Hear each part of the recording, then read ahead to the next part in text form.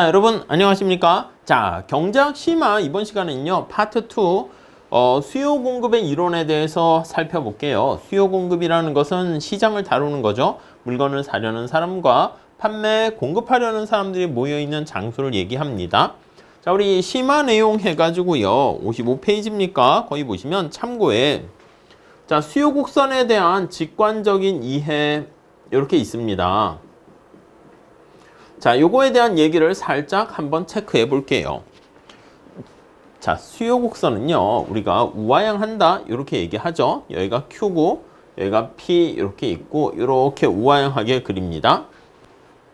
오케이? 자, 이때 거기 1번 볼게요. 자, 오른쪽 그림의 수요 곡선에 따르면 소비자가 첫 번째 단위를 구입할 때까지는 그래요. 사과를 하나 물건을 구입했을 때는 이만큼까지 돈 낼 생각이 있다고 1,000원 이렇게 되는 겁니다. 자, 그리고 두 번째 단위를 두 개째를 구입할 때는 1,000원보다는 좀 낮아요. 거기 보니까 900원 이렇게 되는 것을 알 수가 있습니다. 오케이? 자, 이 의미가 무엇입니까? 하면 이 1,000원이란 이 의미가 자, 동그라미 2번 보세요. 소비자가 첫 번째 단위의 재화를 구입할 때 1,000원을 지불할 용의가 있다. 그래서 소비자 입장에서 이 높이를 나타내는 거예요. 소비자가 최대한 얼마까지 돈을 지불하려고 하냐? willingness to pay 이렇게 표현했죠. 지불하고자 하는 의사를 나타내는 금액이다. 이렇게 보시면 되겠습니다. 이해 가시죠? 네. 자, 그래서 거기 보시면 한 단위 소비했을 때 얻게 되는 한계 편익이다. 이게 마지널 베네핏이다. 이렇게 보시면 되겠습니다. 소비자 입장에서 얻게 되는 요만큼의 베네핏을 높이로 표현하는 것이고요. 자, 그러므로 3번 보세요. 수요 곡선의 높이는 소비자의 한계 편익을 나타내면서 소비자가 지불하려고 하는 최대한의 지불 의사를 나타내는 금액. 자, 이걸요 우리 책에서는 거기 보시면 수요 가격 디맨드 프라이스 이렇게 얘기합니다. 소비자 가격, 수요 가격 이렇게 이름을 붙였어요. 자, 4번 수요 곡선이 우하향하는 것은 소비량이 많아질수록 그 재화에서 얻는 한계 편익이 감소하는 거야. 오케이? 한계 편익이 감소하기 때문에 소비를 하면 할수록 그래서 이게 바로 수요 곡선이 디맨드 곡선이 우하향한다 이렇게 얘기할 수가 있겠죠. 만약에 내가 소비를 했는데 거기서 얻게 되는 한계 편익이 점차 커진다 그러면 우상향한다 이렇게도 얘기할 수 있을 거예요. 자, 여기서 밑에 참고를 보시면 수요 법칙에 위배가 되는 게 있습니다. 수요 법칙은 우하향해야 되는데 이 수요 법칙에 예외가 나와 있어요. 한번 살펴보도록 하시죠. 자, 우선 첫 번째 두 가지가 있는데요. 하나는 베블렌 효과 이렇게 있고요. 베블렌 효과.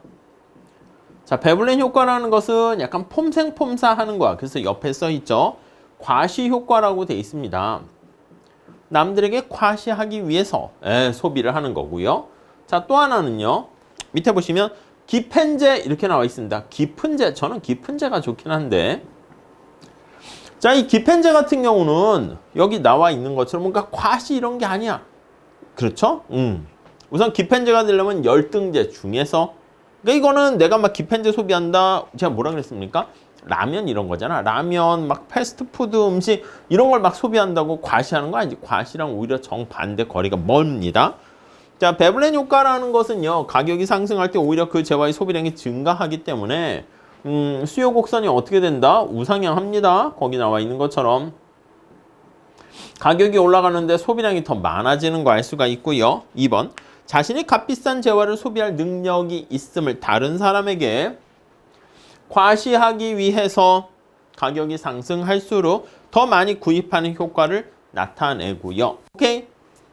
자, 베블렌 효과가 존재하면 가격이 상승할 때 구입량이 증가하니까 우상향하게 된다. 그래서 수요 법칙의 예외다. 이렇게 얘기합니다. 여기다 뭔가 우리가 소비자 선택을 이용해서 그림으로 나타낼 수 있겠지만 이 정도만 보셔도 충분할 것 같아요. 다음. 기펜제. 기펜제도요. 가격이 상승할 때 재화의 소비량이 증가해요. 두 개 똑같은 거 아닙니까? 아, 형태는 같죠. 근데 거기 2번 보시면 대체 효과보다 소득 효과가 큰 이거잖아. 근데 얘는 과시하기 위한 약간 느낌이 사치제에 가까운 건데 이거는 열등제 중에서 우리 소비자 선택 이론에서 하죠. 열등제 중에서 이 대체 효과보다 여러분 대체 효과는 제가 상식이 통하는 효과라고 표현을 하죠. 그리고 소득 효과가 삐딱선이 효과라고 제가 표현을 하죠. 그래서 삐딱선이 효과가 이렇게 있는데 삐딱선이 효과가 더 크게 되면 역시 마찬가지로 이렇게 우상향한다라는 것을 알 수 있습니다. 자, 이거 나중에 소비자 선택 이론에서 다시 또 하니까 그때 보시면 될 것 같고요. 자, 그 다음에 수요 곡선의 수학적 도출. 요거는 우리 저절로 많이 하시긴 할 겁니다. 그런데 가볍게 한번 보시죠. 자, 수요 곡선을 우리가 그래프로 봐서 해석하는 거 그걸 말씀을 드렸는데요. 이 시장 전체 수요 곡선 도출하는 거 수리적으로 보려고 합니다. 1번 시장의 수요 곡선은 개별 수요 곡선을 수평 동그라미 치세요. 아, 대한민국 전체에 무수히 많은 소비자들이 있어. A, B, C, D, E, F 이렇게 쭉쭉쭉 있는데 요 첫 번째 소비자 A라 하고 밑에 B라는 두 명의 소비자만 있다라고 할게요. 그래서 A 소비자, B 소비자가 있어. 그러면 우린 이렇게 할 거야. 시장 전체 수요 물건을 얼마나 사겠다 이건데 가격이 얼마 주어졌을 때 A와 B는 몇 개 살려고 하니 가격이 주어졌어요. 우리 수직으로 돼 있는 그게 바로 P축 아니겠습니까? 그래서 이 수요 곡선은 주어진 가격 하에서 소비량이 어떻게 되니? 자, 수평으로 합한다는 것은 각각의 가격 수준에서 개별 소비자들이 구입하고자 하는 재화의 수량을 더하는 거예요. 오케이. 그래서 우선 첫 번째 수평의 합이다 이렇게 얘기하고요. 자, 수평축에 나와 있는 게 우리 어떻게 표현을 합니까? 수평축이 Q 아닙니까? 그래서 우리 미리 결론부터 말씀드리면 거기 있는 것처럼 Q로 정리해서 나타낸다. 우리는 개별 소비자를 소문자로 써서 QA, QB 이렇게 해서요. 시장 전체 Q 이렇게 도출한다 라고 보시면 되겠어요. 소문자로 쓸까요? 아무튼 자, 그렇게 정리하시면 되겠습니다. 어렵지 않습니다. 직접 계산 문제 많이 볼 거야. 자, 그래서 2번 보세요. 수평으로 합한다는 건요. Q로 정리하는 거야. 그래서 이렇게 Q로 정리해서 더해라 그걸 나타내고 있습니다. 자, 그럼 얘가 나와 있는데 얘를 잘 보시죠. 자, A의 수요 곡선이 거기 만약에 이렇게 있어. P 수요 곡선이 5-2분의 1 Q A. 아니 이게 우리 이미 공부를 해보신 분들은 알겠지만 시장에서의 가격이라는 것은요. 주어져 있습니다. 주어진 가격에 대해서 당신은 몇 개를 살래? 그걸 나타내요. 그 다음 B는요. 거기 보시면 5-3분의 1 Q, B 이렇게 있다라고 할게요. 오케이. 자, 그럼 A의 수요 함수랑 B의 수요 함수가 이렇게 있어요. 그러면 A의 수요 함수는요. Q, A는 거기 나와 있는 것처럼 10-2 P 이렇게요. Q로 정리하니까 2를 곱해주면 되겠죠. 자, Q로 정리하는 거와 QB는 네, 그래서 15-3 P 이렇게 됩니다.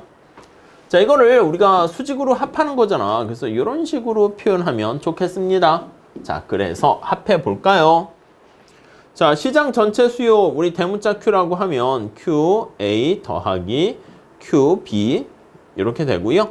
단순히 두 개 합하시면 돼요. 여기서 뭐 중간에 과정까지 이렇게 쓸 건 아니고 그냥 더 하시면 돼요. 25 마이너스 5P 이렇게요. 오케이? 이해 가시겠죠? 자, 그래서 거기 밑에 그림 잘 그려져 있는데 그거 좀 정리하시고 근데 이 경우는 수직축 절편이 지금 둘이 똑같잖아. 5로. 단 이 경우는 이 경우라 쓸게요. 이 케이스는 수직축의 절편이 같기 때문에 수직축의 절편이 같아요. 그땐 단순히 이렇게 더하기만 하면 되는데 수직축 절편이 다를 때는요 밑에 뭐 살짝 문제도 있긴 하고 우리 뒤에 많이 볼 텐데 굴절되는 형태를 보이게 될 겁니다. 오케이? 그러니까 여기서는 수평으로 이렇게 합했잖아요. 수평으로 합했는데 여기 보시면 합할 때 5보다 가격이 높아지면 나는 물건 안 사! 이렇게 되는 거 아니겠습니까?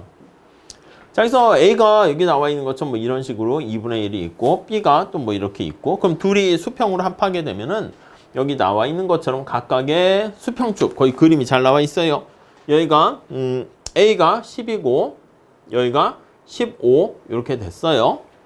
그럼 여기는 어떻게 되겠어? 두 개 더하면 25 해가지고 훨씬 더 완만하게 여기 절편은 똑같게 될 것이죠. 근데 여러분 생각해 보세요. 만약에 B가 여기 나와 있는 A로 할까? B로 합시다. B가 수요 곡선이 이렇게 있다 할게. 아니 그러면 여기 나와 있는 것처럼 수평으로 더하긴 더하는데요. 이렇게 되긴 하는데 가격이 여기가 5였어. 5보다 높아도요. 이렇게 B는 물건을 구입을 하게 됩니다. 이해 가시죠? 그래서 여기 나와 있는 것처럼 저 위에서 이렇게 내려오고 그 다음에 이제 수평으로 더해야 되기 때문에 그림 자체가 요거 두 개 더해서 이렇게 되는 거 알 수가 있게 될 거예요. 뭐 나중에 뒤에서 많이 하게 됩니다. 자, 그 정도 정리하시면 되겠고요. 자, 다음 페이지 넘어가시면 참고에 네트워크 외부 효과 있는데 가볍게 좀 봐주시죠. 요즘 이제 네트워크 시대이면서 사실 뭐 AI 시대가 되고 했지만 네트워크 인터넷 이거는 중요한 거 아니겠습니까? 그래서 네트워크가 얽히고 설키고 되어 있게 되면은 여기서 뭔가 외부성이 발생 네트워크 외부성 이렇게도 표현합니다. 자, 우선 첫 번째 개요를 간단하게 살펴보도록 하겠습니다. 1번 일반적으로 어떤 재화에 대한 개인의 수요는 다른 사람의 수요와 관계없이 그거 보세요. 관계없이 밑줄 치시고 독립적이다. 이렇게요. 그러니까 제가 소비를 할 때 다른 사람이 소비하는 게 아니라 나의 선호에 맞춰서 내가 소비를 하거든. 근데 우리 거시경제학에서 소비이론에서 보면 듀젠베리의 상대소득가설은 과거의 나, 습관 또는 다른 또래의 소비 성향의 영향을 받죠. 근데 그렇게 하면 얘가 좀 복잡해져서 우리는 독립적인 어떤 상황이라고 가정합니다. 근데 2번 보시면 네트워크 있는 재화가 어떤 재화가 있습니까? 라고 하면은요. 네트워크, 철도, 전기, 거기 나와 있는 것처럼 전화기, 팩스, 내가 휴대폰을 갖고 있는데 이 지구상에 전화, 휴대폰을 나만 있어. 어디다 전화 걸어요? 전화 걸 데가 없죠. 그렇기 때문에 전화 같은 휴대폰 같은 경우 뭐 팩스는 너무 옛날 스타일이죠. 요즘 누가 팩스 보냅니까? 아, 보내는 사람도 많이 있긴 하죠. 이런 일부 재화의 경우는 어떤 개인의 수요가 다른 사람의 수요에 의해서 영향을 받게 됩니다. 어떤 사람의 재화의 수요가 그 재화를 구입하는 다른 사람의 수요에 영향을 받는 그러니까 사람들이 많이 몰려있는 여러분 인스타그램이 있고요. 인스타 가입하시고 계십니까? 다 이렇게 계정 있으세요? 인스타가 있고요. 온스타가 있어. 온스타라고 할게요. 구독자가 요만큼이야. 가입한 회원수가. 여러분들은 어디에 가입할래요? 여기 가입하지. 여기. 왜요? 왜 여기 가면 사람도 없고 노는 사람도 없고 재미난 뭐 정보도 없고 이렇게 되면 그냥 관계 맺기가 쉽지 않기 때문에 사람들이 어디로 쏠리게 되냐면 많이 있는 곳으로 막 쏠리게 됩니다. 여기는 그러니까 더욱더 커져요. 눈덩이 커지듯이 구름대 같이 몰려듭니다. 이해 가시죠? 자, 이걸 네트워크 외부성 또는 망이다. 번역을 네트워크를 우리나라 말로 그물망 이렇게 표현하잖아. 그래서 망의 외부성, 네트워크 효과 이렇게 얘기합니다. 자, 4번. 다른 소비자의 수요량의 증가함에 따라 어떤 개인의 수요량이 증가하는 것은 다른 사람이 소비하니까 나도 덩달아 사야지. 그게 양의 네트워크 외부성이라고 하고요. 근데 반면에 다른 사람이 소비를 했더니 나는 사기 싫어. 이렇게 되는 경우도 있잖아요. 여러분 사람들이 전부 다 나 공부 안 할래 신나게 우리 놀자 하고 다 불합격 길로 가고 싶으세요? 아니야. 그런데 나도 가기 싫다 이거지. 그래서 남들 가는 길에 나도 별로 가기 싫다.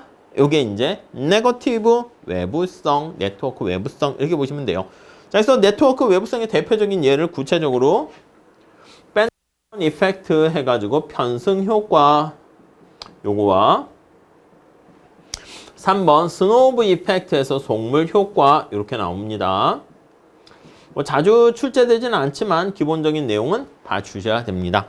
자, 밴드웨건 이펙트라는 것은 이게 농악이나 악대차처럼 서커스가 한 동네를 지나가게 되면 그 동네가 완전히 쑥대밭이 되는 거예요. 신나잖아. 갑자기 조용한 마을에 서커스가 오게 되면 휙.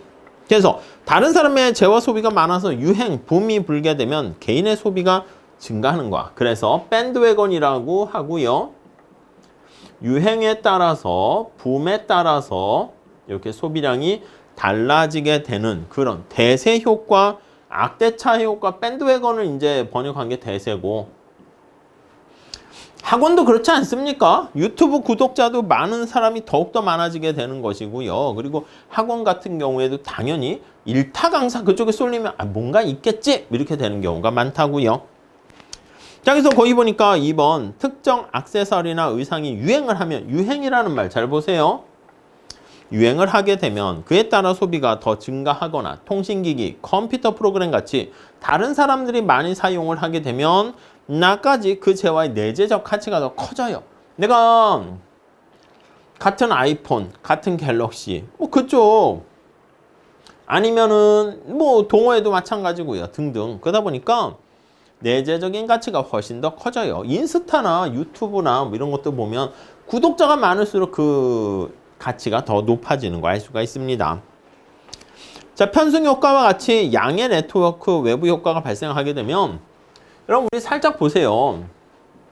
가격이 하락하잖아. 그러면 원래 소비량이 요만큼 증가해야 된다니까?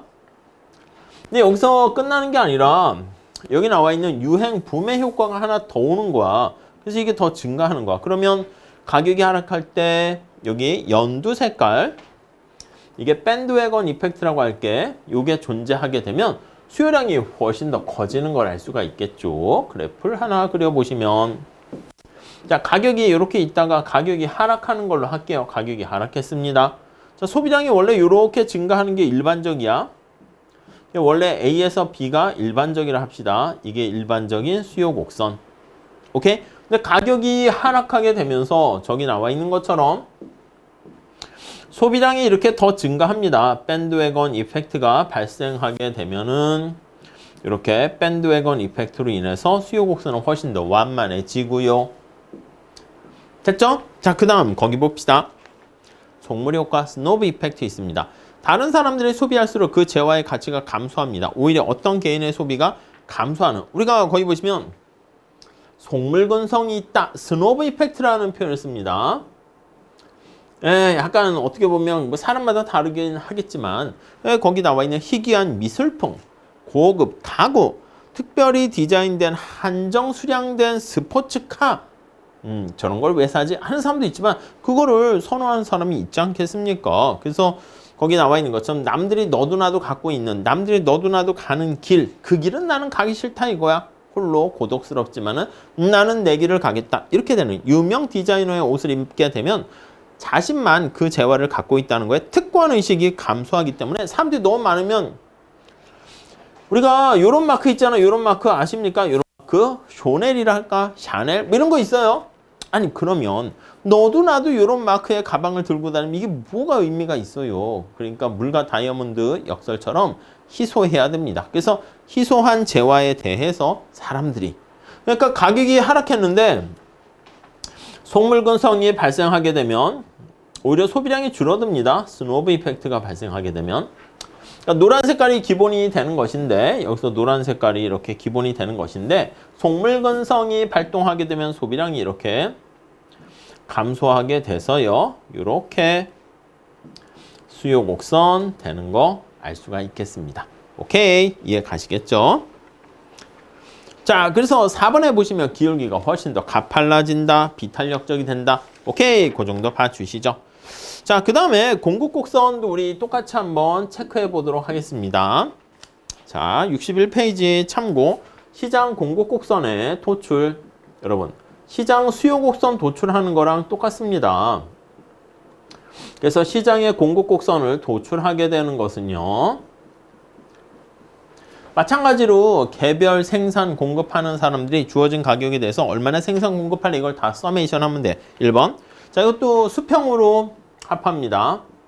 수평으로 합하기 때문에 자, 수평으로 합한다는 얘기는 Q로 정리합니다.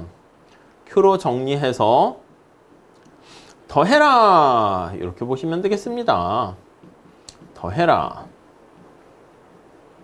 네, 이해 가시겠죠? 자, 2번. 자, 시장 공급 곡선을 구할 때 반드시 개별 공급 함수를 Q로 정리해야 됩니다. 그래서 밑에 식 잘 나와 있어요. 거기 보시면 QA 이렇게 Q로 미리 정리한 거와 3P-C 그 다음 QB 4P-5 이렇게 되면 이걸 단순하게 합한다. 물론 이것도 수평으로 더하면서 굴절되나 그런 것도 살펴보시긴 해야 되는데 지금 단계에서는 이렇게만 보셔도 될 것 같습니다.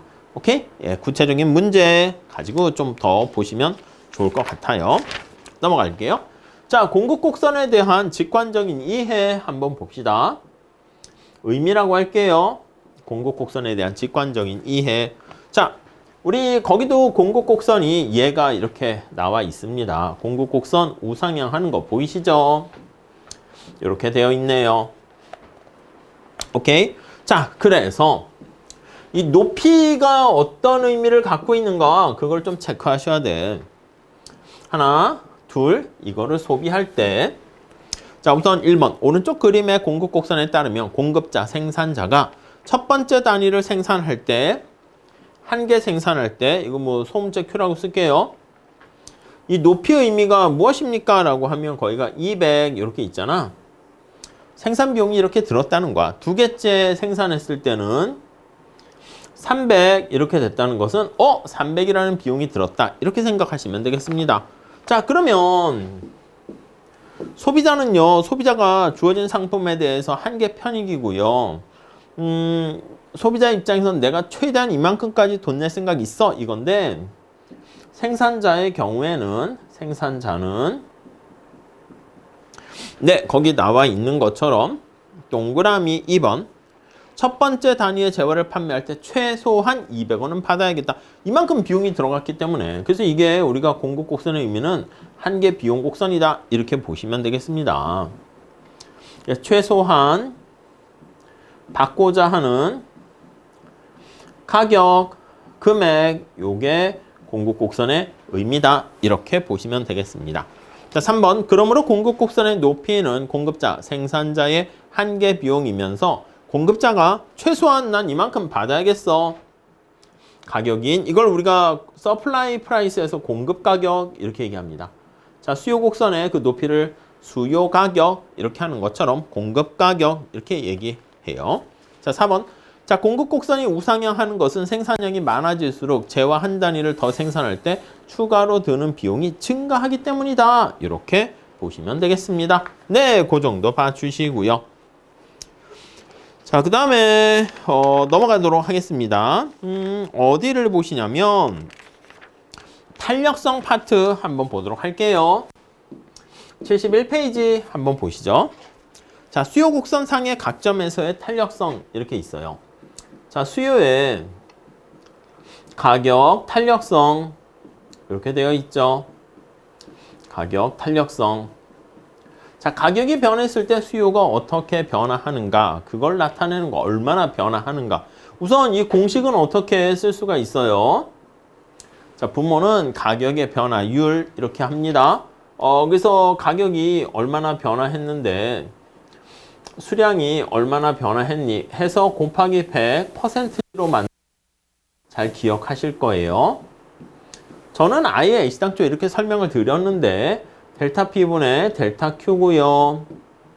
Q분의 P 이렇게 되는 거 알 수 있죠. 자, 거기 보시면 수요 곡선 상의 각점. 자, 오른쪽 그림에서 수요 곡선이 우하향하는 직선의 기울기이기 때문에 기울기는 일정합니다. 얘는 일정하고요. 기울기와 관련돼 있어 기울기의 역수라고 말씀드렸죠. 자, 그리고요.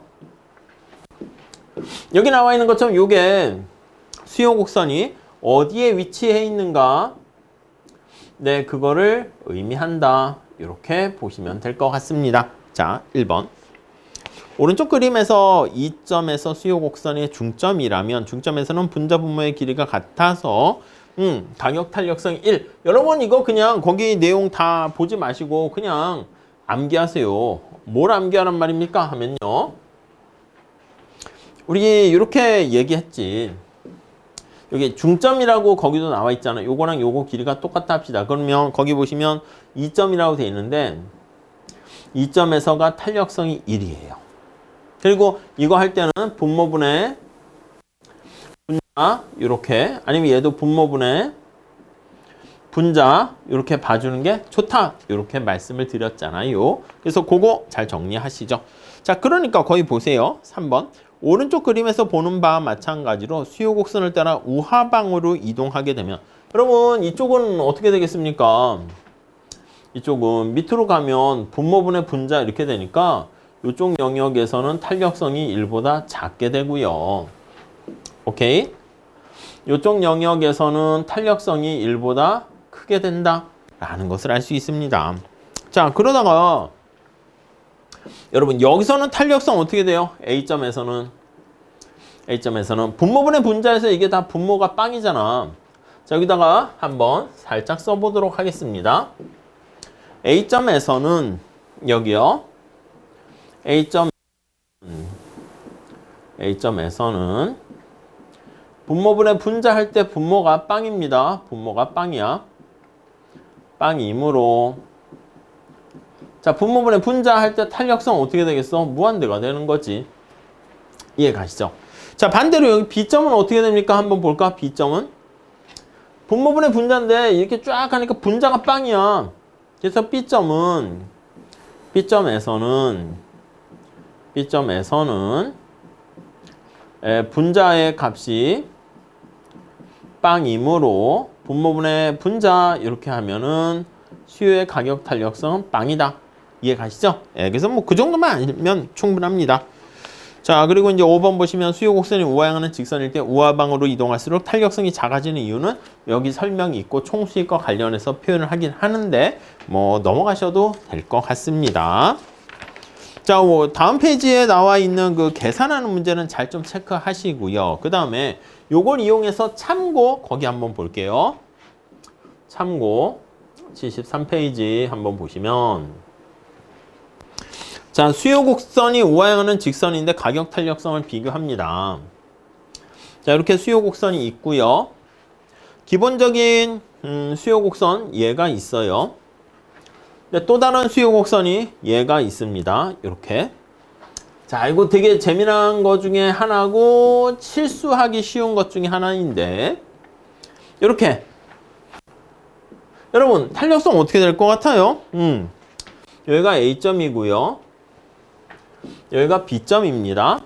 여기가 A점이고요. 여기가 B점이에요. 이렇게. 아니 근데 여기 보시면 분모분의 분자 해가지고 같은 거 아니겠습니까?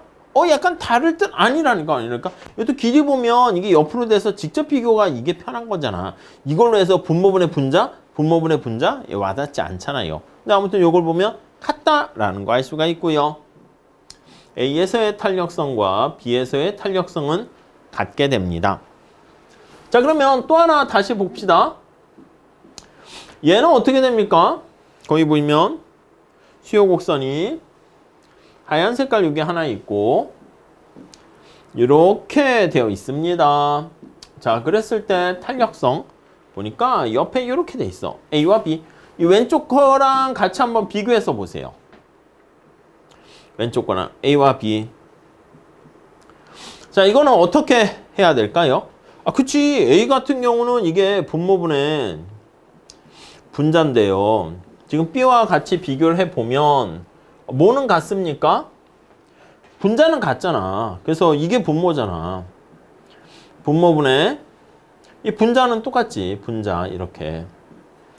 그러니까 당연히 어떻게 돼요? 분모분의 문제 B가 그리고 살짝 여기 보면 비례관계식을 통해 가지고 약간 원점을 통과하는 방사선 이런 형태가 우리가 공급의 탄력성이 항상 1이거든요. 그러니까 여기가 바로 여기일 때가 직관적으로 보면 탄력성이 1일 때고 여기도 탄력성이 1일 때고요. 이래야지 정확하게 가운데를 이제 쪼개게 되면 밑으로 내려갔으니까 저기 있는 것처럼 탄력성이 작아지게 됩니다. 오케이. 그래서 탄력성 A보다는 탄력성 B가 더 작다. 이렇게 봐주시고요. 자, 그 다음에 요거 기울기와 역수로 관계 있다고 그랬죠. 이렇게요. 그래서 밑에 거기 한번 보시면 D1과 D2 보시면 어떻게 됩니까? D1 주황 색깔이 기울기 더 가파르죠. 그래서 기울기가 크면 탄력성은 작다. 기울기 수직이면 탄력성 빵이다. 요것도 체크하시면 되겠습니다. 시험에 오히려 이게 말이 뭐 C만 아니고요. 자주 출제되니까 좀 잘 정리를 하시면 좋겠네요. 다음 넘어가도록 하겠습니다. 자, 그 다음 여러 개 가격 탄력성과 이런 것들 다 중요하니까 기본 강의를 잘 체크해 주시고 뭐 여기서 뭐 더 심화 뭐 이렇게까지 할 건 없는 것 같습니다. 자, 공급 탄력성 한번 보도록 하겠습니다. 82페이지 한번 보시죠. 자, 공급의 가격 탄력성 이렇게 할 건데 공급 탄력성 자, 구하는 공식은 똑같습니다. 그리고 이제 가격이 변화했을 때 공급이 얼마나 민감하게 반응하는가인데요. 제가 어떻게 암기하라고 말씀드렸습니까? 이렇게 말씀드렸지. 만약에 공급 곡선이 이렇게 지나간다라고 하면은요. 여기 한 점을 찾아요. 한 점을 찾게 되면 얘가 밑에 이렇게 내려오는 거죠. 얘 공급 곡선이야. 얘가 Q가 되고 여기 P 이렇게 됩니다. 자, 그러면 이걸 어떻게 찾아냅니까 하면 여기서부터 여기까지가 원점까지의 거리다. 이렇게 보시면 되겠고 이게 바로 전체다. 원점분의 전체 이렇게 봐주세요. 그러니까 이 경우는 여기서 탄력성 되면 어떻게 돼요? 원점보다 전체가 크니까 1보다 크다 이렇게 되는 것이죠. 자, 그러면 여러분 잘 한번 봐보세요. 1번 볼까요? 공급 곡선이 가로축을 통과해서 요 가로축을 먼저 가로축 이렇게 그리면 먼저 가로축을 통과한 거야. 보통 이렇게 그리면 세로축을 통과해요. 살짝 그림을 그려줘야 됩니다. 자, 그래서 거기 나와 있는 것처럼 공급 곡선 P가 Q 플러스 10일 때 자, 그러면 이 모든 점에서는 보면 원점분의 전체 했을 때 원점을 통과하는 방사선의 직선일 때는 원점과 전체가 길이가 같으니까 탄력성이 1인데 이거는 원점보다 전체가 더 크기 때문에 공급의 탄력성은 1보다는 커요. 기본적으로 거기까지 이렇게 돼 있고 자, 실제 2번 보면 얘를 통해서 구해봤습니다. 거기 잘 나와 있는데 아니 근데 우리는 그거보다 직관적으로 이걸 봐주세요. 얘가 점차 이렇게 가면 공급의 탄력성 어떻게 커질까요? 작아질까요? 어떻게 생각하십니까? 아니 원점과 전체가 요거 차이잖아. 근데 얘가 저 멀리 태양이 있는데 가까이 가가지고 한번 본다고 해볼게요. 우리가 봤을 때는 사실 인간이 도토리 키재기라고 야 니가 잘났네 내가 잘났네 내가 똑똑하네 니가 똑똑하네 그 멀리 은하계나 태양계나 아니면 히말라야 산맥에서 봐보세요. 아이고 이 도토리들이 뭐 키도 작으면서 뭐 키재기 하고 있구만 이런 느낌이라고요. 이해 가시겠습니까? 그러니까 이게 1보다 큰데 이렇게 무한대로 가면 이쪽으로 가면 갈수록 저기서 본 저 차이 원점분의 전체가 그래요. 1에 가깝게 됩니다. 그래서 이쪽으로 가면 갈수록 공급의 탄력성은 1에 수렴한다. 이 직관적으로 그래프를 이용해 가지고 보시는 게 제일 좋습니다. 오케이? 이해 가시죠? 넘어갈게요. 물론 이제 D점에서는 어떻게 돼요? 여기에서는 원점분의 전체인데 원점까지 거리가 빵이잖아. 빵분의 얼마 이렇게 되는 것이기 때문에 무한대 이렇게 되는 거 알 수 있고요. 자, 밑에 공급 곡선이 수량축을 통과할 때 요거 반대로 나와 있는데 잘 보시고요. 뭐 그렇게까지 몰 건 아니야. 요것만 그냥 잘 보시면 충분합니다. 그 다음에 원점을 통과하는 직선일 때 여기 나와 있는 것처럼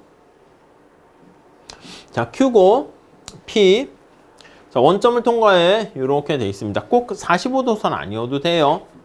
자, 거기 책에 얘가 잘 나와 있어요. 30일 때 10, 그 다음 33일 때 11 이렇게 됐단 말이죠. 자, 그래서 우리가 이거를 이제 미분해서 약간 보긴 할 건데 그게 좀 힘들 때는 변화 크기 해가지고 살짝 본 다음에 리미트 본에서 이제 약간 도함수 해가지고 미분을 할 건데 그것까진 필요 없고요. 실제로 살짝 한번 거기 구해 놓긴 했어요. 아니 거기 보시면 가격이 어떻게 됐어?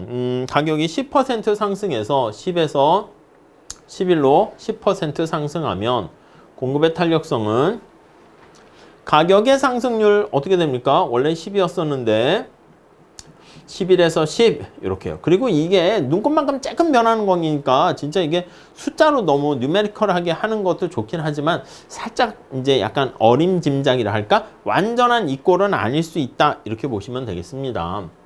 30에서 33 이렇게 되니까 수량이 30이었었는데 33에서 30을 뺀 이렇게 여기는 뭐 좀 딱 떨어지게 이렇게 깔끔하게 하긴 했어요. 자, 그러면 10% 10% 하니까 1 이렇게 되는 거 알 수가 있겠죠. 2번 공급 곡선이 원점을 통과하는 직선의 경우에는 가격과 공급량이 정비례하기 때문에 가격이 10% 상승하면 공급량도 정확히 10% 증가한다. 3번 따라서 공급 곡선이 원점을 통과하는 직선인 경우에는 기울기에 관계없이 항상 1이다. 그러니까 이게 원점을 통과하잖아요. 그래서 여기 원점을 통과하는 여기 이 위에도 다 1이야. 찾아보시면. 오케이? 똑같은 원리입니다. 나중에 요거 비슷한 거 많이 얘기할 거야. 4번 별표 하시고 공급 곡선이 원점을 통과하는 직선일 때 공급의 가격 탄력성이 항상 1이 되는 것은 공급 곡선이 원점을 통과하는 직선이 되면 가격과 공급량이 같은 비율로 변화하잖아요. 이해 가시겠죠? 아니 여러분 살짝 봐봐요. 원점을 통과하면 요거 상황에서 봤을 때 아니 P는 뭐 기울기에 따라 다르겠지만 AQ 이렇게 된다고요. 이해 가시겠죠? 그러니까 이게 가격이 얼마나 변하겠습니까? 이렇게 나타내게 되면 요거랑 변화하는 게 똑같지. 여러분 이거 한번 좀 어려울 수 있을까? 심하니까 가능하겠지. 변화율로 한번 표시를 해봅시다. 표시하면 요거 A는 그냥 상수야. OQ 이렇게 할게. 그러면 가격이 얼마나 변했습니까? 하면 A가 얼마나 변했습니까? A는 그냥 A에서 A니까 빵입니다. Q가 얼마나 변했습니까? 이렇게 표현을 하게 된다고요. 오케이. 공급의 탄력성 어떻게 돼? P 가격 변화율아 이게 지금 이게 빵이죠. 얘는 빵이 되기 때문에 가격의 변화율과 요거의 변화율이 두 개가 같기 때문에 1이 된다. 이렇게 보시면 되겠습니다. 자, 그 정도 정리하시면 되겠어요. 탄력성 중요하니까 잘 체크하시고요. 자, 그 다음 수요 공급에 응용해가지고 나와 있는데 저 뒤에 89페이지 쪽에 가보시면 임대료 규제와 주택난 나와 있는데 그걸 한번 보도록 하겠습니다. 자, 우리 임대료를 규제합니다. 가격을 통제하는 것이죠. 왜 규제합니까? 정부가 개입을 해서요. 사람들이 너무 힘든 거야. 집값이 너무 높기 때문에. 자, 그래서 1번. 가격을 통제하면 균형 가격이 너무 높다 생각하기 때문에 균형 가격보다 낮은 수준에서 가격을 통제합니다. 단기와 장기로 나눠서 접근을 하고 있습니다. 단기. 여기는 장기. 네, 이렇게 있죠. 자, 거기 보시면 단기와 장기 이렇게 나타내고 있는데요. 단기는요, 갑자기 집을 늘렸다 줄였다 할 수가 없어. 그래서 공급 곡선이 수직이고요. 장기는 좀 이렇게 공급을 늘릴 수 있어요. 조정이 가능해서 이게 공급 곡선이야. 우상향한다 라고 보시면 되겠고요. 그리고 이제 수요 곡선도요. 단기에는 좀 약간 살던 집이니까 좀 약간 비탄력적인 측면이 있는데 장기에는 좀 이렇게 탄력적인 측면이 있어요. 하나의 그래프에 더 그리시면 더 나을 수는 있겠지만은 좀 복잡할 수 있어서 따로따로 했어요. 자, 이렇게 되고 있습니다. 자, 그런데 1번 볼까요? 단기에 찾았죠? 단기에 임대주택의 공급이 고정되어 있기 때문에 임대주택의 공급 곡선은 수직. 얘가 수직 이렇게 됩니다. 공급의 탄력성이 빵이다 이렇게 보시면 되겠죠. 공급의 가격 탄력성은 빵이요. 2번 단계는 임대료가 변해도 임대주택에 대한 수요는 크게 변하지 않기 때문에 임대 수요도 좀 약간 비탄력적입니다. 얘도 탄력성이 작아. 비탄력적이다. 비탄 이렇게 쓸게요. 오케이? 네. 자, 그리고 3번 따라서 임대료를 균형 수준보다 낮은 P1의 수준에 맞췄다라고 합시다. 요거보다 낮은 요 수준에 맞췄다라고 하게 되면은 초과 수요가 이만큼 발생하는데 뭐 그렇게 큰 건 아니다라고 볼 수가 있겠네요. 요게 초과 수요라고 할 수 있겠죠. excess demand. 오케이? 자, 4번. 임대료를 규제할 경우에 단기적으로 임대료 하락의 효과가 크게 나타나는 반면에 주택난은 그렇게 심하지 않습니다. 자, 근데 장기가 되었어. 장기가 돼가지고요. 여기 나와 있는 것처럼 임대료를 이렇게 규제하게 되면 앞에서 살펴본 바와 마찬가지로 이게 초과 수요잖아. 초과 수요가 죄송해요. 더 커지지. 여기까지 이게 바로 초과 수요잖아. 그래서 공급의 탄력성도 커지면서 그러면서 수요의 탄력성도 커지기 때문에 자, 1번 임대료를 P1에서 규제하면 주택 임대의 수익성 저하로 신규 임대주택의 건설이 이루어지지 않을 뿐만 아니라 재건축 시 상업용 건물로 용도를 변경할 것이기 때문에 장기에는 임대주택의 공급이 감소하게 된다. 임대료가 낮은 수준으로 유지가 되면은 부모로부터 독립하려는 사람들도 많아져서 임대주택의 수요는 더욱더 증가하게 되고요. 이런 이유 때문에 장기에는 임대주택의 수요와 공급이 모두 탄력적이 된다. 이해 가시겠죠? 4번 볼까요? 따라서 임대료를 규제하게 되면 장기에는 어떻게 됩니까? 임대료 규제로 인한 초과 수요가 더 커져서 앞에 나타내는 제목에 보시면 주택난이 어떻게 됩니까? 주택난이 더 커진다라는 것을 우리가 알 수가 있겠습니다. 오케이? 어렵지 않죠? 좀 잘 체크 정리해 주셨으면 좋겠습니다. 자, 그렇게 해가지고요. 우리 가격 통제까지 봤고요. 조세 파트를 조금 더 한번 보도록 하겠습니다. 자, 조세 파트는요. 여러분 이렇게 보시면 좋겠어요. 자, 교재 99페이지가 보시면 소비자에게 물품세를 부과할 때랑 우리 이건 기본 강의 때도 강조해서 했습니다. 뭐 책에 나와 있는 얘기 똑같기 때문에 넘어가도 되는데 1번이 생산자에게 물품세 부과되었을 때 비용이 증가해서 상방 이동하고요. 소비자한테 물품세를 부과하는 경우에 수요 곡선이 하방 이동하게 됩니다. 오케이.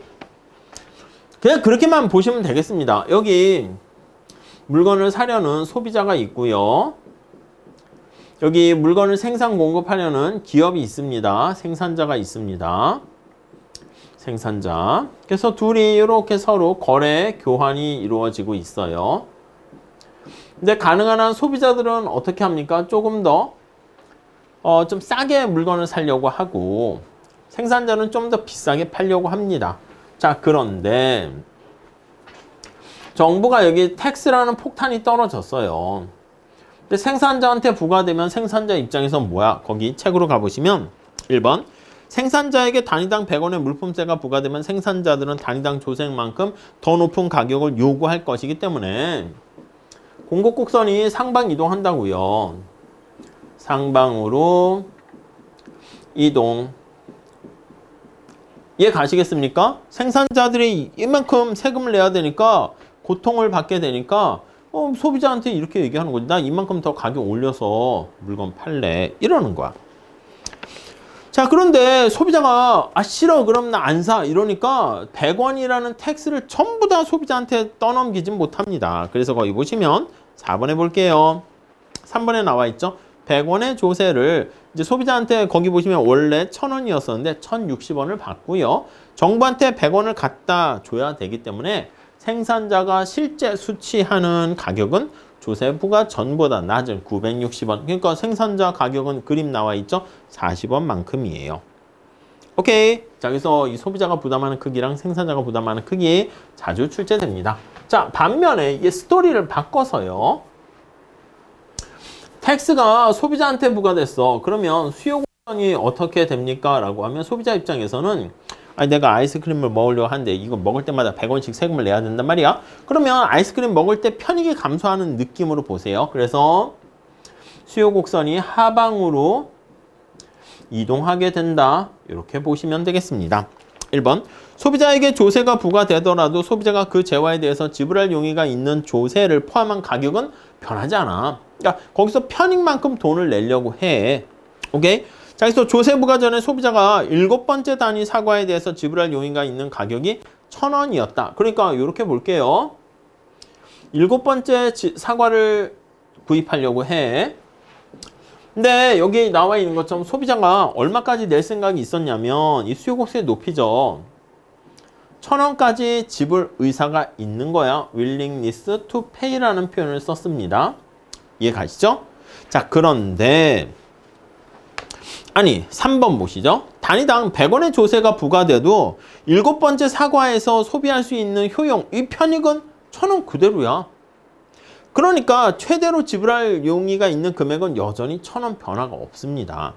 아니 근데 4번 보세요. 100원의 조세가 부과되더라도 소비자가 각 단위 재화에 대해서 지불할 용의가 있는 조세가 있든 없든 상관없어. 나는 최대한 맥시멈 지불하려고 하는 금액이 1,000원 이렇게 되는데 거기 보시면 생산자한테 다 생산자가 좀 했으면 좋겠지만 뭐 떠넘길 수 있냐 없냐에 따라 달라지게 되는데 거기 보시면 하방으로 이동하게 되고요. 그래서 100만큼 오른쪽에 위아래 그림 다 있잖아. 다 같이 보세요. 하방 이동합니다.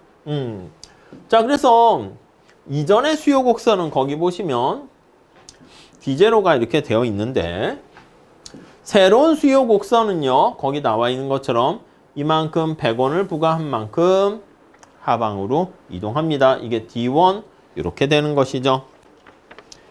이해 가시겠습니까? 자, 그래서 거래량도 감소하고요. 소비자가 수취하는 생산자 거기 보시면 생산자한테 이만큼을 주는 거야. 생산자한테 960원 주고 사실 근데 소비자 입장에서는 앞에랑 똑같이 1,000원 낸 거랑 같은 효과를 보이게 되는 것이죠. 그리고 실제 소비자가 내는 것은 거래량 자체가 변화가 없었으면 똑같을 텐데 거래량이 줄어든다니까? 자, 이거 그냥 참고로만 보세요. 아니, 거래량이 7개면 거의 Q0면 상관없는데 거래량이 이렇게 줄어들잖아. 그렇기 때문에 이전에 비해서 거래량 감소로 인해서 소비자가 지불하는 가격이 이런 식으로 뭐 40원입니까? 증가하게 되는 거 알 수가 있습니다. 60원이네요. 생산자가 40원 내는 거네. 이렇게.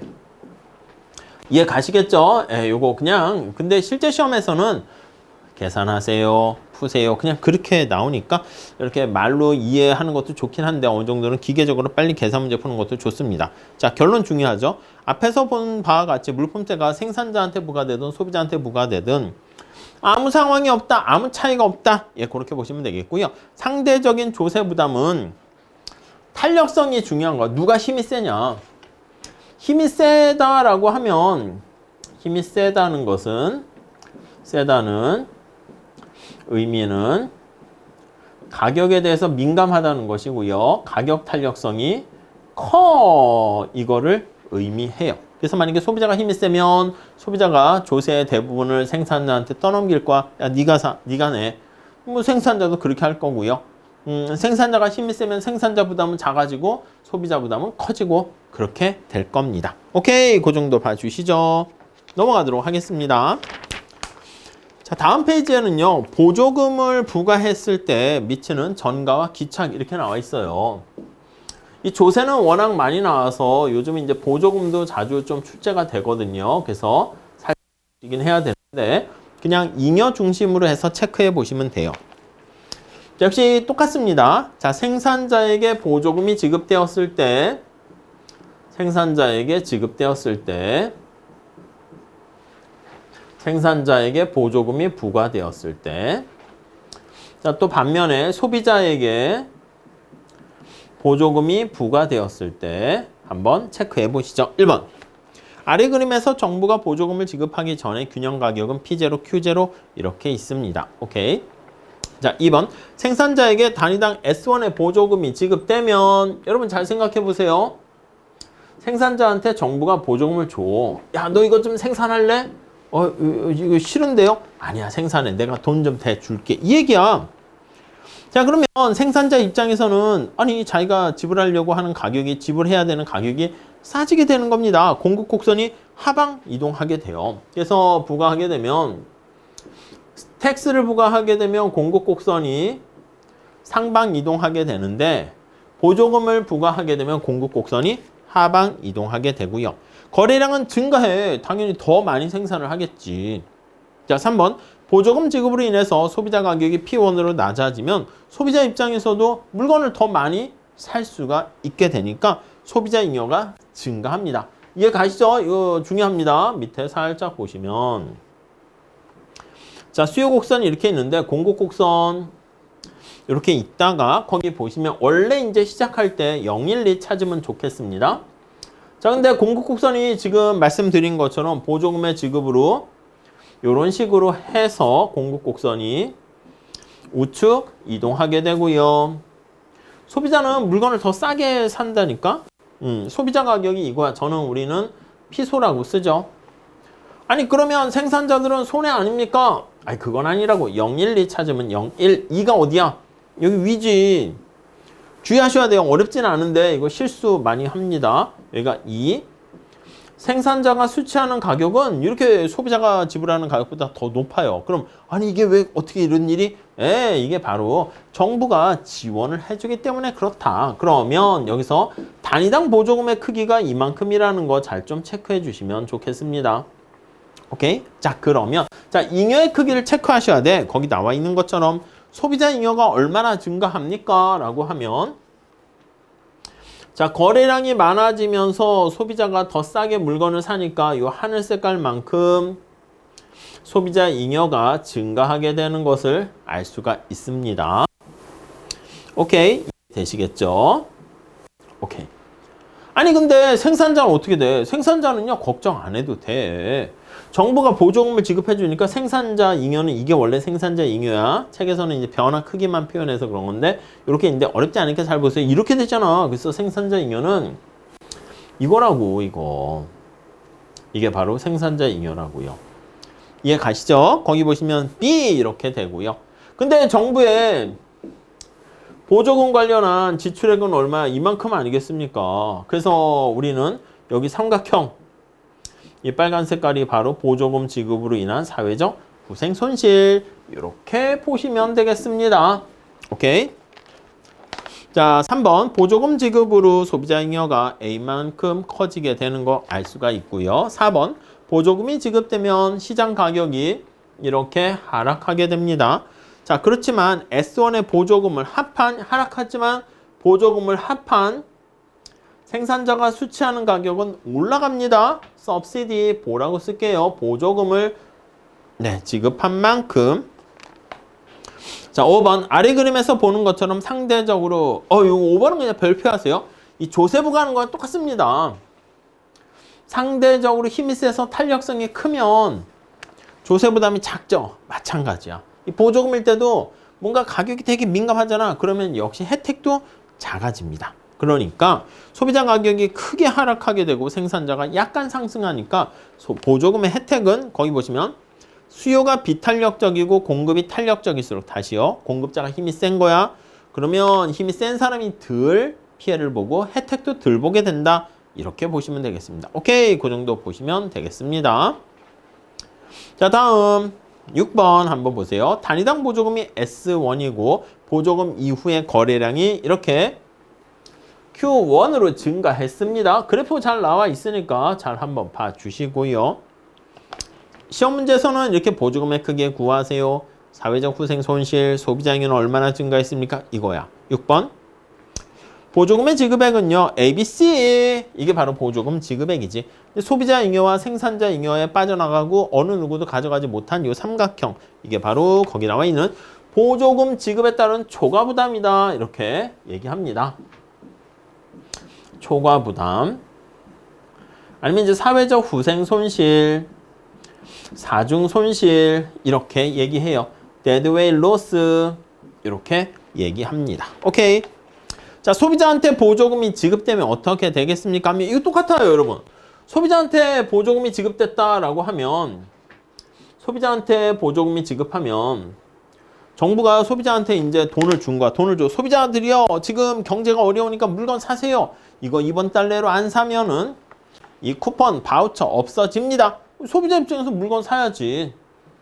그러니까 최대한 지불하려고 하는 금액이 더 올라가는 거야. 지불할 수 있는 능력이 올라가니까. 그래서 거기 보시면 1번 소비자에게 S1의 보조금이 지급되면 소비자가 지불할 용의가 있는 금액이 단위당 보조금 크기만큼 증가합니다. 그 디밴드 곡선이 어떻게 됩니까? 상방 이동한다고. 곡선이 상방으로 이동을 하게 됩니다. 상방 이동하면 이렇게 가는 거야. 이렇게 D1 이렇게요. 그러니까 우리한테 필요한 건 이 곡선 자체 전체가 필요한 게 아니라 사실은 0, 1, 2. 맨큐의 경작에서도 보면 0, 1, 2 이런 것만 얘기한다고 그랬죠. 오케이. 그 정도 봐주시고. 자, 2번 수요 곡선이 상방 이동하면서 시장 가격은 올라가지만 소비자 입장에서는 비싸게 샀지만 정부의 보조금 받았으니까 그거 빼고 남은 거 생각해 보면 훨씬 더 이전보다 싸게 구입한 셈이 된다라고 보시면 되겠고요. 3번 이때도 소비자 잉여와 생산자 잉여는 증가하지만 소비자 잉여와 생산자 잉여의 증가분의 합이 정부의 보조금 지급액에 미달되기 때문에 역시 이 삼각형만큼 사회적 후생 손실, 자중 손실, 사중 손실 초과 부담이 발생한다. 이렇게 보시면 되겠고요. 오른쪽에 똑같은 패턴으로 해서 계산 문제가 나와 있거든요. 그거는 한번 여러분들이 셀프로 반드시 풀어봐 주시면 좋겠습니다. 오케이? 자, 그 다음 이거는 보통 종량세 부과했을 때 얘기하는데요. 자, 심층 연구 보시면 종가세를 부과했을 때 종가세를 부과 시 미치는 효과 요거요. 근데 밑에 그림 암기하셔가지고요.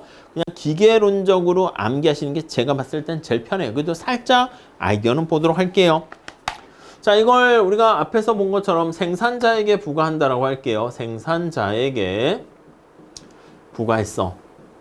여러분 앞에 얘기한 것처럼 종량세 뭐 이렇게 되면 수량의 얼마 단위당 이렇게 하는 거니까 평행이동이야. 근데 이건 기울기가 변화하게 됩니다. 그래서 종가세는 기울기가 변화하면서 이동하게 된다. 이렇게 보셔야 되겠습니다. 1번 생산자에게 종가세가 부과되더라도 생산자가 받고자 하는 세금 낸 다음에 금액은 변하지 않습니다. 나는 말이야 이만큼은 그대로 최소한 받아야겠어 이렇게 생각한다고.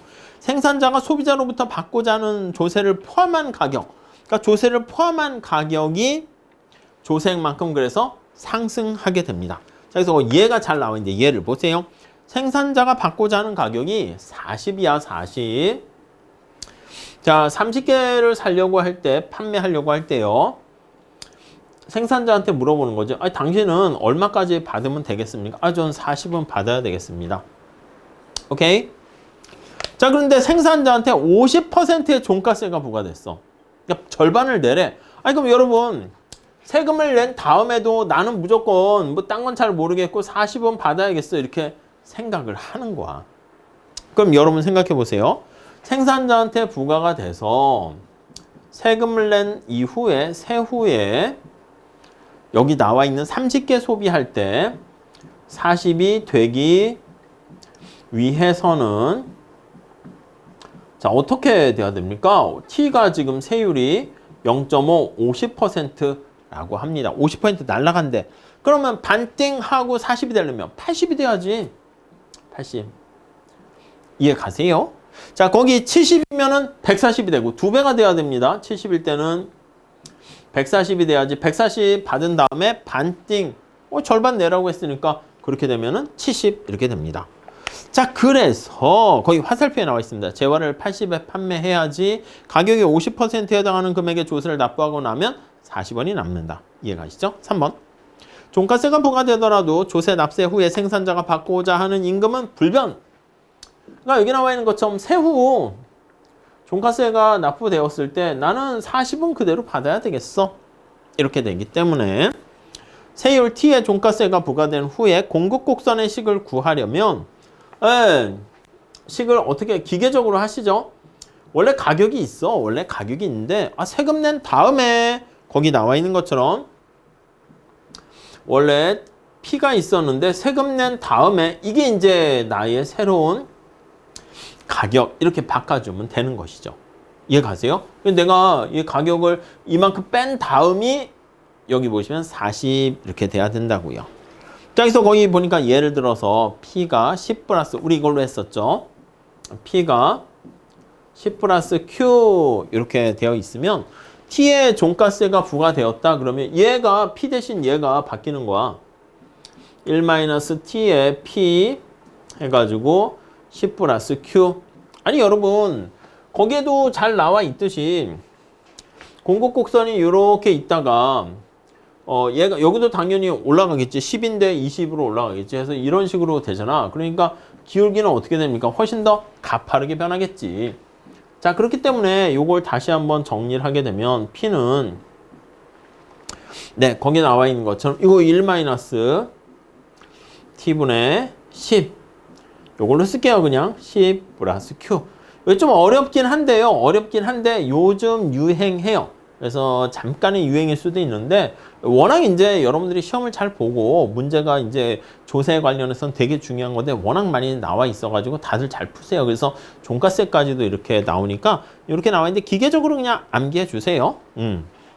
그 다음에 소비자한테 종가세가 부과될 때 어떻게 됩니까? 하면요. 자, 2번 생산자한테 부과되는 게 아니라 소비자에게 부과된다라고 할게요. 소비자에게 종가세가 부과 시 이렇게요. 자, 그럼 소비자가 세금을 포함해가지고 자기가 지불할 용의가 있는 금액은 변하지 않습니다. 나 이만큼까지 세금이 어떻게 들어가든 뭐 원료가 어떻게 가든 난 상관없어. 나 얼마까지 돈을 내겠어. 이렇게 되는 거야. 저기요 소비자님 요즘 김치 가격이 비싸가지고요 가격을 올려받아야겠어. 그건 난 필요 없고 그냥 짜장면 가격 8,000원입니다. 8,000원 뭐 이렇게 된다는 겁니다. 자, 그렇게 변하기 없기 때문에 그렇기 때문에 조세를 부과한 만큼 소비자가 지불하려고 하는 실제로 지불하려는 금액은 낮아지게 됩니다. 자, 그래서 거기 그림을 잘 보세요. 그림을 잘 보시죠. 자, 여기다 한번 그릴게요. 그림이 잘 돼 있어요. 잘 돼 있기 때문에 여러분들께서는 그림 보시면서 이미지 트레이닝을 하시죠. 자, 수요 곡선이 이렇게 있어요. 이렇게 있어. 근데 소비자가 자기가 지불하려는 가격의 절반, 뭐 50%면 그렇고 그거까지 세금을 내야 된다 이렇게 되면요. 당연히 얘가 기울기가 여기는 이제 가격이 아예 없으니까 내는 게 없고요. 얘가 이제 절반 해가지고 이렇게 반띵해서 나타나게 됩니다. 안쪽으로 갑니다. 기울기 완만해져야겠죠. 자, 그래서 다시 보시면 3번 종가세가 부과되더라도 세금을 포함해서 소비자는요. 세금을 포함해서 자기가 최대한 지불하려는 금액 얼마 이렇게 하는 거야. 그러니까 소비자가 거기 밑에 보시면 내가 30개를 산다 그러면 소비자는 이만큼까지 돈 낼 생각이 있다니까 최대한 80까지. 이 안에 뭐 짜장면 가격 할 때 원유 가격이 어떻게 돼 있고 조세가 얼마 들어가 있고 다 필요 없어. 난 무조건 그냥 30개 할 때는 최대한 80까지 낼 생각 있어. 이렇게 되는 거야. 소비자한테 갑자기 정부가 세금 내 이렇게 얘기했어. 그러면 이만큼이 세금으로 빠지니까 난 이만큼 실제로 세후 이건 세전, 세후 이렇게 해도 되겠지. 아무튼 이만큼까지 나는 더 내겠어. 세금 또 이만큼 내야 되니까. 이 얘기예요. 거기까지만 보시고요. 자, 그래서 세율 T의 종가세가 부과되는 후 수요 곡선을 구하려고 하면 기울기는 어떻게 됩니까? 완만해졌죠. 그래서요. P가 더 싸졌죠. 그래서요. P를 암기하세요. 그냥 그게 제일 가성비 좋습니다. P를 여기서는 1-P를 곱해줬는데 여기서는 1-T로 해가지고 P를 나눠주면 되겠습니다. 여기서 거기 보시면 예를 들어 나와 있어요. P는 해가지고 1-T를 Q에다가 곱해줬다. 뭐 그렇게 전체에다 해도 되는데 복잡해요. 그러니까 이렇게 보시는 게 제일 편합니다. 다시 정리합시다. 생산자한테 종가세 부과했다. 원래 P에다가 1- 여기 보시면 T를 곱해준다. 소비자한테 부과했다. 그럼 수요 곡선이 변화하는데 P 값이 1- T로 나눠준다. 오케이? 그게 새로운 P 이렇게 해가지고 보시면 되겠습니다. 자, 이 정도 정리하시게 되면 수요 공급 이론까지 여러분들께서 잘 해주셨고요. 그 다음에 오른쪽에 Q&A 문제가 나와 있는데 그거는 한번 연습 삼아 해설이 자세하니까 한번 눈여겨봐 주세요. 오케이? 자, 이렇게 정리하시고요. 다음 시간에 소비자 선택 이론 같이 공부하도록 하겠습니다. 감사합니다.